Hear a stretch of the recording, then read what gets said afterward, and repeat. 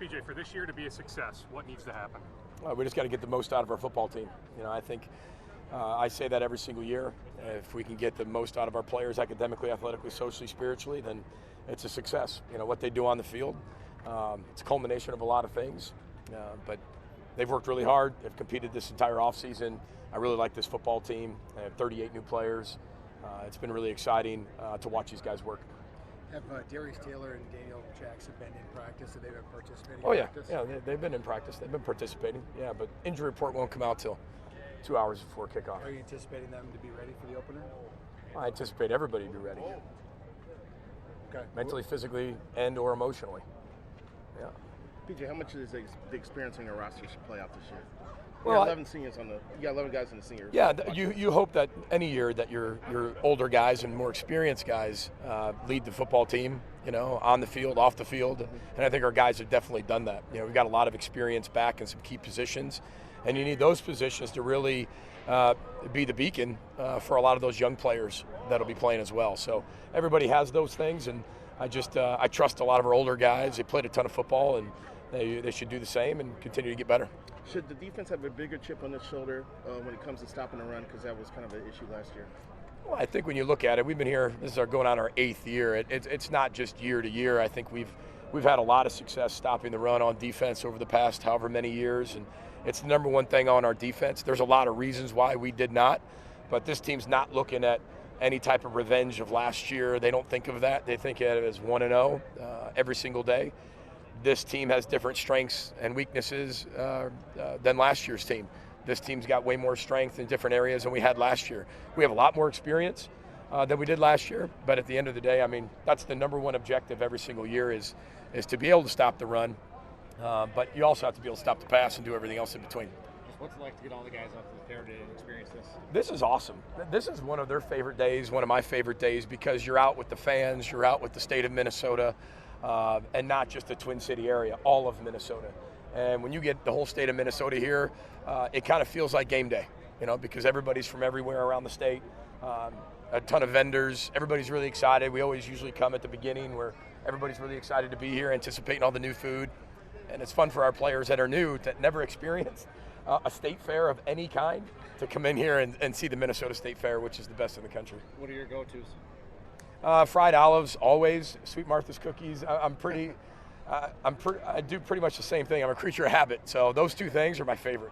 PJ, when you look at Corey Heatherman, it comes with a reputation as being an aggressive And coordinator. last one for Coach. How do you look at kind of where he might be when it comes to blitzing and getting after it? I think it just comes down to what our players have been able to show us and what they can do. It's not just about where he's been. It's about where we are as a defense and what we've done defensively and him fitting into that scheme. He's going to make it his own, obviously, just like Joe made the system his own. Rob Smith made the system his own. Even before that, Ed Pinkham, when we were at Western Michigan, made it his own. And, Corey will do the same thing around the same parameters of what we are and what our schematic beliefs are as a system at the University of Minnesota. So it should be a lot of fun. It should be really exciting to watch our guys just go out and play football. And Thursday night should be a great experience for everybody. Awesome. Yeah, honestly, this is my first time, playing the Big Ten, and I'm super excited to do it with this new team. And we have a lot of skillful and talented people here, and honestly, it's the excitement of playing at a new level, a new challenge with this new team, and I think we can do some special things this year. How do you look at kind of the breadth of what you have to do here, right? You have to talk to us, you have to do other media, serving and giving, kind of the full package of being a quarterback at this level. I think it's the next step for me as a quarterback, as a person, and I think my team has done a really good job of preparing me for these new things, and a lot of that's me asking them questions of what to expect, what the game day environment's like, other than watching a YouTube video, what to expect at a local spot in the state fair. It's a lot different than New Hampshire. We had fans come up and say they're excited for the Gopher season, and that didn't happen a lot in New Hampshire.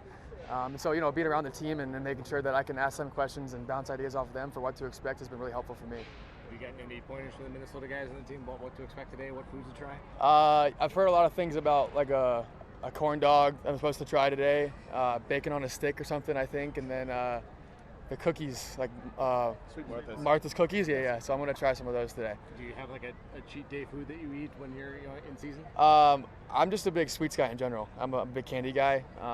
So I got a big jar of gummy bears at home whenever I get home to end the day right. Max, after getting so many practices in with the guys, you got a better feeling of what this team is capable of? Yeah, I think this team has come together, and it's one of the more connected teams I've been a part of, which I think is at minimum what you need to be successful. I think as long as you're able to have your teammates' backs and bounce ideas off each other and play together as one unit, both offensively and defensively, and play complementary football. I think that's what the key to winning is, and ultimately the product we put in the field is all the work we put in since spring, and I'm really excited to showcase that in a week. How do you look at the chemistry with pass catchers? Yeah. In the first game?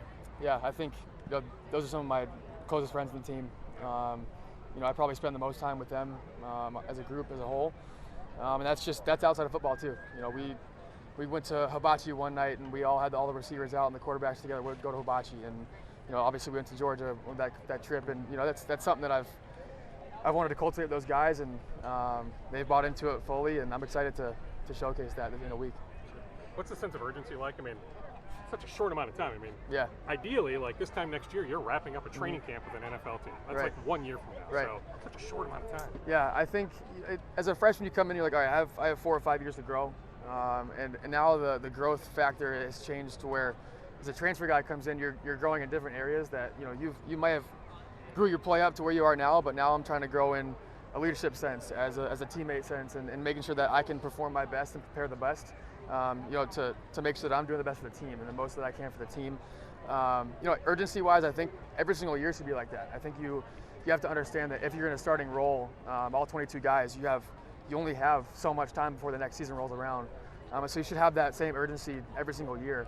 And for us, it's just it's the next one. I think that the first game is something we've preparing for a long time. Not just UNC as a school, but also just for us to make sure that we're best prepared to put our best product in the field. Because we're confident in our best. We'll be able to compete with anybody with our best game.